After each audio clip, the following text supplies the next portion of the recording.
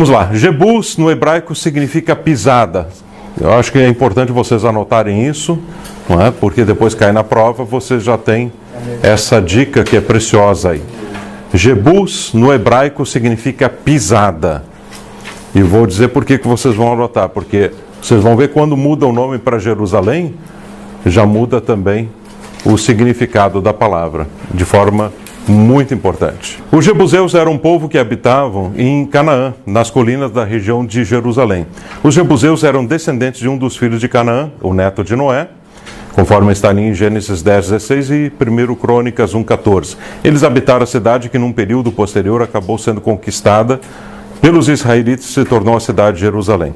Importante, essa cidade de Jebus, ela antes era a cidade de Salém, de Melquisedeque, rei de Salém. E a palavra de Deus nos mostra, nós daqui a pouco vamos ver, que na realidade quando Davi troca o nome de Jebus para Jerusalém, ele na realidade não está renomeando a cidade, e sim buscando um nome antigo que ela já tinha, porque depois de ser Salém, ela já era também Jerusalém, e depois se tornou Jebus, quando os jebuseus conquistaram aquela cidade. E mais um detalhe muito interessante, a gente vai ver junto à continuidade dos slides aqui, mas eu quero já frisar isso para vocês não esquecerem. Havia dentro desse espaço da cidade um local onde Monte Moriá, um pouco afastado ali da cidade, mas que já havia um templo cananita, que provavelmente veio na sequência, depois, claro, do quase sacrifício de Isaac, porque foi no Monte Moriá, aonde Abraão ia oferecer o seu filho Isaac. E aí depois foi construído um templo cananita, e aquilo foi considerado um lugar sagrado. E mais adiante, depois, é onde foi erguido o templo do Senhor.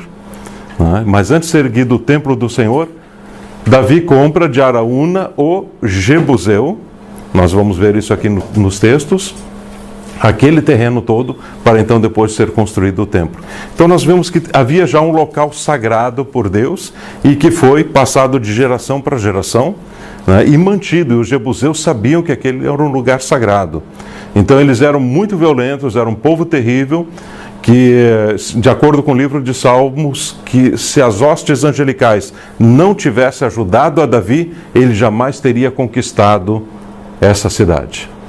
Pensa num povo difícil, uma cidade difícil para ser conquistada, porque tanto que Josué, ele lutou durante todos os anos para conquistar a cidade de Jebus. E a palavra de Deus nos diz que eles conquistaram todos os povos, menos os jebuseus. E os jebuseus estavam bem no centro da terra prometida. Isso aqui é uma lição interessante para nós.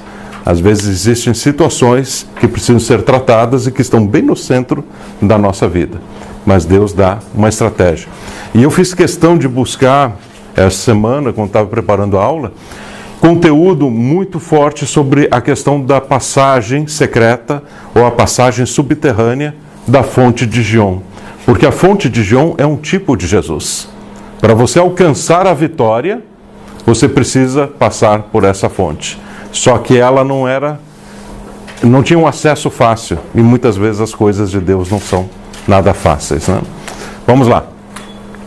Jebus era um antigo nome de Jerusalém, quando ainda era uma cidade cananeia, nas colinas do sudoeste da Palestina, naquilo que posteriormente também veio ser chamado de Sião.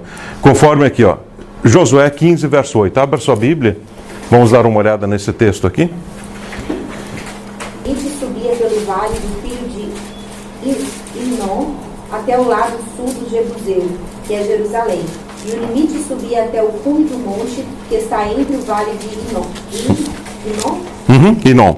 Em direção oeste, a qual fica na extremidade do Vale dos Gigantes, em direção norte. Ok. Então veja que o nome de Jerusalém já era utilizado naqueles dias.